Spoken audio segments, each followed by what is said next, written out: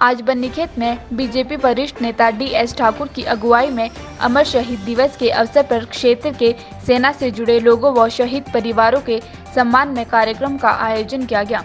कार्यक्रम में सेना से सेवानिवृत्त केसर सिंह मुख्य अतिथि के रूप में शामिल हुए।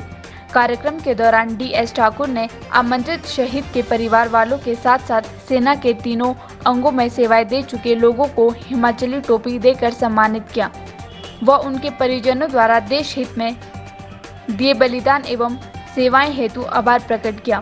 उन्होंने आगे कहा कि हिमाचल वीरों की भूमि है और चाहे स्वतंत्रता संग्राम हो 65 या 71 या फिर 1999 का कारगिल युद्ध हो, हिमाचल के वीरों ने स्वतंत्रता देश हेतु सर्वोच्च बलिदान देकर अपना फर्ज निभाया है। कार्यक्रम में मुख्य अतिथि केसर सिंह ने अपने अनुभवों को साझा करते हुए बताया कि किस तरह 65 और 71 के युद्ध के दौरान भारतीय सेना ने अपने शौर्य प्रदर्शन करते हुए दुश्मन सेना को पछाड़ा और अपने लक्ष्य को प्राप्त किया। उन्होंने कहा कि कैप्टन सुखचैन सिंह, मैं सभी पूर्व सैनिक की तरफ से हमारे नेता श्री डी.एस. ठाकुर जी का हार्दिक धन्यवाद करते हैं। और जैसा कि आप लोग जानते हैं, भारत देश आज़ाद होने के बाद 1962 में चाइना ने हमारे ऊपर जो है अटैक किया था। उस टाइम पर पंडित जवाहरलाल नेहरू थे। हमारे देश में कोई ऐसा कोई साधन नहीं था, कोई भी हमारे पास हथियार नहीं थे, हमारे पास आर्मी की इतनी ताकत नहीं थी हमारे पास। उस टाइम पर जब मैं भी उस टाइम उसमें था, दिल्ली में थे, मैं गोरखा राइफल में था। वहाँ से रातों रात हमको जो है बाई एयर अरुणाचल प्रदेश, उस टाइम पर नेपा कहते थे, वहाँ पहुँचा दिया गया। और उस टाइम पर हमारे पास कोई साधन नहीं था। रात हम 70 किलोमीटर पैदल चल करके बॉर्डर में पहुँचे थे। और हमारे पास सिर्फ एक राइफल होती थी जो कि हाथ से उसको बोल्ट एक्शन वाली राइफल थी, 303, और वो वैसा ही LMG होती थी। उसके बाद कोई ऐसा बड़ा हथियार हमारे पास नहीं था। जबकि उस टाइम पर चाइना के पास ऑटोमेटिक हथियार थे। और हमें पता है कि हमने कैसे कैसे वहाँ पर जो है उनको रोका, कैसे किया। उसके बाद फिर भारत ने थोड़ी शिक्षा ली उस 62 साल की लड़ाई से। तो 1965 में जब पाकिस्तान ने अटैक किया हमारे ऊपर, तो हमें उसको मुक्की खानी पड़ी। और 1965 में भी हमने उनको अच्छे तरीके से उनको जवाब दिया। उसके बाद फिर थोड़ा हम सक्रिय हो गए। और 1971 में हमारे देश ने, भारत ने जो था पूरा वर्ल्ड का एक रिकॉर्ड बनाया। पाकिस्तान से बांग्लादेश जो है वो अलग कर दिया, पूर्वी पाकिस्तान बोलते थे, उसको अलग कर दिया। और 93,000 जो है युद्धबंदी जो थे हमारे पास थे, जो कि वर्ल्ड रिकॉर्ड है, आज तक कभी भी ऐसा नहीं हुआ। और उस टाइम पर भी अच्छा हमारे भारत ने अच्छा काम करके दिखाया। मैं भारतीय जनता पार्टी का और अटल बिहारी वाजपेयी जी का धन्यवाद करता हूं, क्योंकि उन्होंने भी आर्मी के लिए बहुत कुछ सोचा। क्योंकि हमारे साथ जितने भी हमारे साथी उससे पहले जितने भी चाहे लड़ाई में शहीद हुए, कहीं शहीद हुए, वहीं पर उनका दाह संस्कार कर दिया जाता था। उनका घर में कुछ भी कोई पता नहीं रहता था कौन मर गया, क्या है, बड़ी बुरी हालत थी।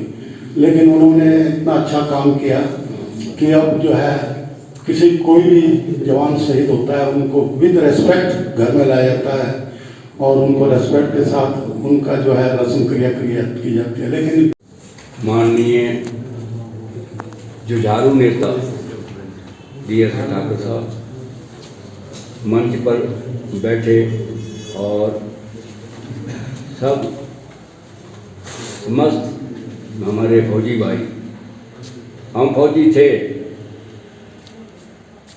या फौज में थे तो अब हमारा रैंक भी था, सब कुछ था, लेकिन अब हम सब एक फौजी भाई हैं।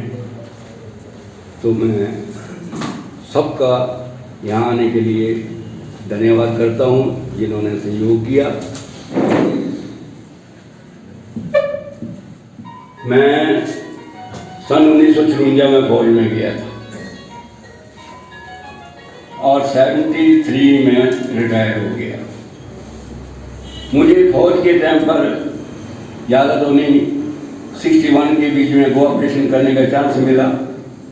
मैं बमेली से हूँ और आपको मालूम ही है जो इंजीनियरिंग स्कूल होती है उसकी लड़ाई में, लड़ाई से पहले लड़ाई होती है या लड़ाई के बाद लड़ाई होती है।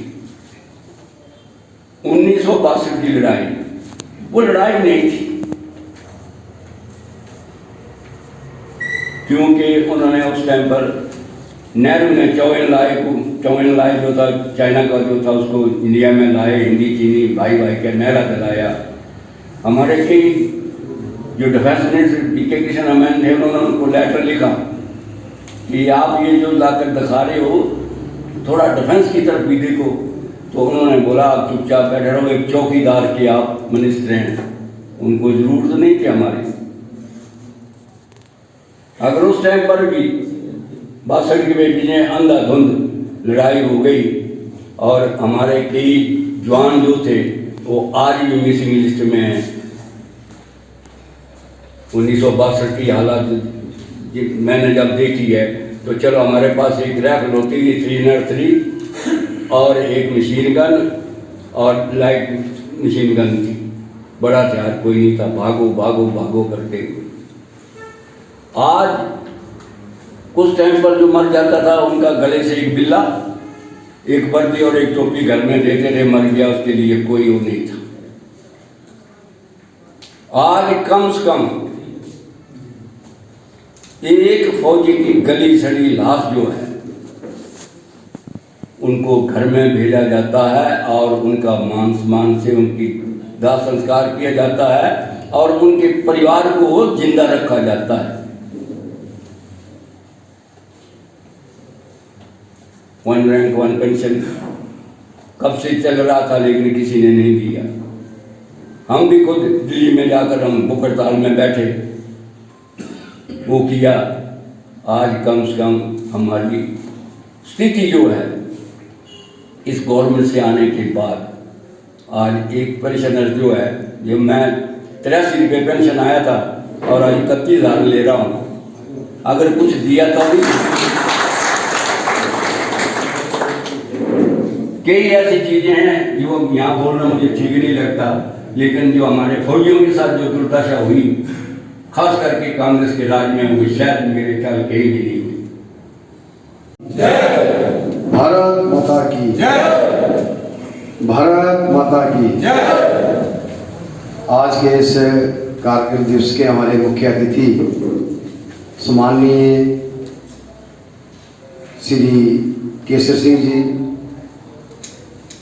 हमारे वरिष्ठ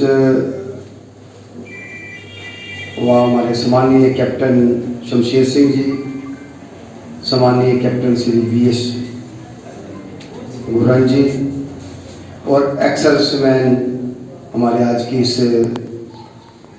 कार्यक्रम में सभी उपस्थित व उनकी पत्नी वीर नारी और हमारे मंडल के सम्माननीय अध्यक्ष और आज उपस्थित भारतीय जनता पार्टी के सभी वरिष्ठ हमारे नेतागण व BDC प्रधान, उप प्रधान, बूथ के अध्यक्ष, भोपाल की BLA और मीडिया के हमारे बंधु, आज के इस कार्यक्रम में मैं तहे दिल से फौजी भाइयों का दिल के गहराइयों से धन्यवाद करता हूं कि आप इतनी संख्या में यहाँ आज उपस्थित हुए और हमारे पूर्व में वक्ताओं ने पूरी जानकारी दी कि विजय कारगिल दिवस के शुभ अवसर पर मैं एक बार फिर सभी को बधाई और शुभकामनाएं देता हूँ। कारगिल दिवस का कार्यक्रम आज हमारे पूरे हिमाचल प्रदेश में हर मंडल में बड़ी उत्सव से मनाया जा रहा है। इसमें हमारे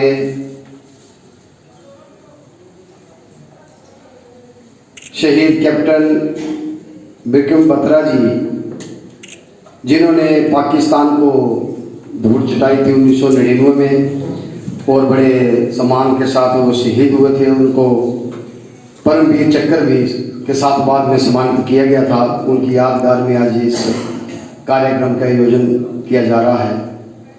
जैसे हमारे सम्माननीय शमशेर सिंह जी ने और अपने गुरंग जी ने विस्तार में 1971 की लड़ाई, 1962 की लड़ाई और विजय कारगिल दिवस की 1999 की लड़ाई के बारे में पूर्व में इन्होंने पूरी जानकारी दी कि हमारे फौजियों ने किस तरह से इस देश की रक्षा की और पाकिस्तान को किस तरह से बुरी तरह हार का सामना करना पड़ा। ये हमारे फौजियों की वीर भूमि का ही एक झलक पूरे हिंदुस्तान में देखने को मिलती है कि हमारे फौजी जो हैं किस तरह से हमारे बॉर्डर की रक्षा कर